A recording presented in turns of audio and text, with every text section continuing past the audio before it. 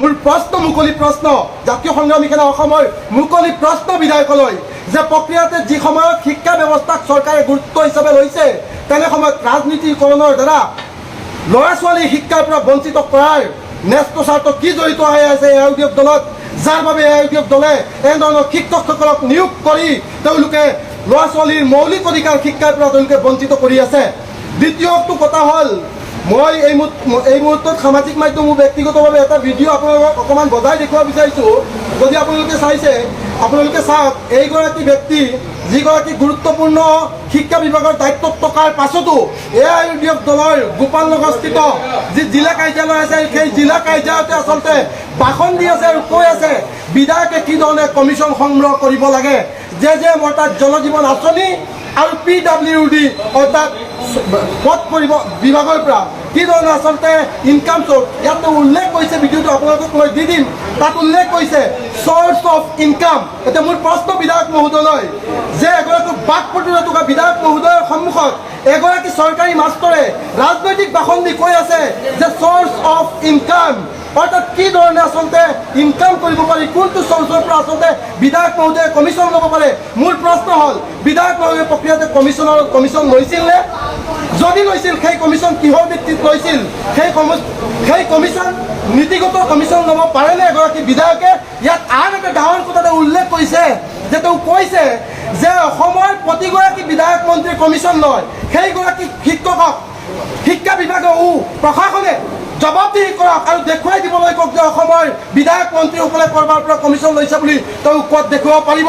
কাৰণ অসমৰ বিধায়ক মন্ত্ৰীসকলক তেওঁ সন্দেহ চকুৰে চাবৰ কাৰণে তেওঁ এই ধৰণৰ মন্তব্য খুদ এ আই ইউ ডি এফৰ অফিচত এ আই ইউ ডি এফৰ যিগৰাকী সুপ্ৰিম তেখেতৰ সন্মুখত মন্তব্য দাঙি ৰৈছে।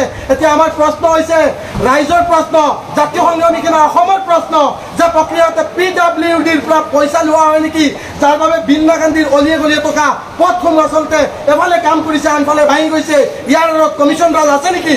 মোৰ প্ৰশ্ন। দ্বিতীয় প্ৰশ্নটো হ'ল যি সময়ত দেখা গৈছে যে বিন্দা গান্ধী সমষ্টিত যে অৰ্থাৎ জল জীৱন আঁচনি মানে বাস্তৱ ৰূপত পৰিগণিত হোৱা নাই, দুই এজনে পানী পায় আনৰ হ'লে সকলো বিকল এক প্ৰকাৰৰ বিকল, সেই স্কিমসমূহৰ পৰাও কমিশ্যনৰ কথা ইয়াত উল্লেখ কৰা হৈছে।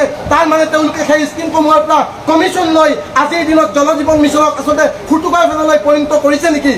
এয়া আমি স্পষ্টভাৱে ক'ব বিচাৰিছোঁ বিধায়ক মহোদয়ক অনতিপলমে সমগ্ৰ বিষয়টো যদি সৎ সাহস আপোনাৰ আছে, আপুনি এজন সন্মানীয় ব্যক্তি, আপোনাক ক'ব বিচাৰিছোঁ আপুনি তদন্তৰ আওতালৈ আনক আৰু এই ভিডিঅ'টোৰ সত্যতা নিৰূপণ কৰক যে আপোনাৰ সন্মুখত এই ধৰণে কমিশ্যনৰ অংক ক'ব পাৰে। আপুনি কিয় বাধা প্ৰদান কৰা নাই? কিয় আপুনি বাধা প্ৰদান কৰা নাই যে কমিশ্যনৰ অংক আমাক নক'বা, আমি ৰাইজে আমাক ভোট প্ৰদান কৰিছে আৰু সেই ৰাইজৰ কাৰণে আমি কাম কৰিব লাগিব, ইয়াত কমিশ্যনৰ অংকই নাহে। কিন্তু অতি দুৰ্ভাগ্যজনক কোনো ধৰণৰ উচ্চাৰ নকৰাকৈ সেইজনে ক'বলৈ গ'ল আৰু শুনিবলৈ থাকিল। গতিকে আমাৰ প্ৰশ্ন, আমাৰ মুকলি প্ৰশ্ন যে অসমৰ মন্ত্ৰী বিধায়কে কমিশ্যন লয় বুলি এইগৰাকী ব্যক্তিয়ে দেখুৱাই দিয়ক, প্ৰথম প্ৰশ্ন। দ্বিতীয় প্ৰশ্ন, বিন্দা গান্ধী সমষ্টিৰ PWDৰ নামত কিমান কমিশ্যন লৈছে বিধায়ক মহোদয়ে? যদি লৈছে ৰাজহুৱা কৰক, যদি লোৱা নাই সেই কমিশ্যনৰ অংক কি ধৰণে আচলতে মিটিঙত ক'ব লগা হ'ল তাৰ কি ৰহস্য বাতিল কৰক। তৃতীয়টো হৈছে জল জীৱন যি মিছন, সেই মিছনৰ ৰাইজে আচলতে পানী এটুপি পোৱা নাই, কেৱল টেপৰ নামতে পোৱা হৈছে। বিভিন্ন সময়ত সংবাদ মাধ্যমৰ ব্যক্তিসকলে দেখুৱাইছে, কিন্তু তেনে সময়ত যে বিধায়কৰ সন্মুখতে এই ধৰণৰ বক্তব্য ৰাখিছে যে জল জীৱন আৰু PWDৰ পৰা কেনেধৰণে চ'ৰ্চ অফ ইনকাম কৰিব পাৰি, কেনেধৰণে কমিশ্যন ল'ব পাৰি।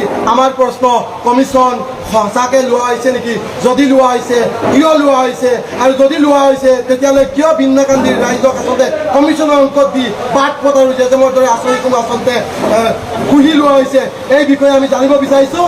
আমি সেই বিষয়ে অসমৰ মুখ্যমন্ত্ৰী ডাঙৰীয়াকো অনুৰোধ জনাইছোঁ যে এই ধৰণৰ অংক প্ৰক্ৰিয়া চলিছে নেকি সেয়া সমগ্ৰ বিষয়টোক এক উচ্চস্তৰীয় তদন্ত গঠন কৰি আমাক জাতীয় সংগ্ৰামী সেনা অসমক দেখুৱাই দিয়ক যে প্ৰক্ৰিয়াতে আচলতে এনেধৰণৰ কমিশ্যন লোৱা হয় নেকি।